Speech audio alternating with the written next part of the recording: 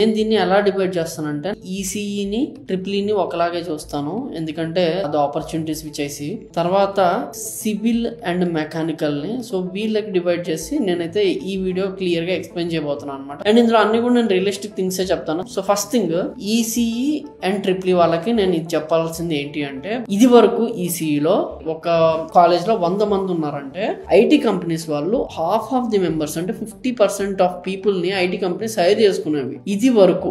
ఇప్పుడు పరిస్థితి అది కాదు, ఇప్పుడు మొత్తం కూడా డౌన్ వెళ్ళింది. ఎందుకంటే ఇది వరకు కూడా సిఎస్ లో 100-200 మంది ఉండేది, ఇప్పుడు 1000 మంది ఉన్నారు. So they have multiple opportunities for CSC వాళ్ళు. కాబట్టి ఈసీ వాళ్ళ దగ్గరికి వాళ్ళు తక్కువ వెళ్తారు. అంటే ఈ 50% ఎంత అయిందంటే 25%. అంటే 100లో 25 మందిలో టాప్ 25 లో మీ కాలేజ్ లో మీరుంటే మీరు జాబ్ తెచ్చుకునే అవకాశాలు చాలా ఎక్కువ. అంటే మెకానికల్ లో ఐటీలో వాళ్ళు హైర్ చేసుకుంటారు, బట్ అది 100లో 10 మందిని మాత్రమే మెకానికల్ వాళ్ళని హైర్ చేసుకుంటారు, మిగతా వాళ్ళని ఇగ్నోర్ చేసేస్తున్నారు.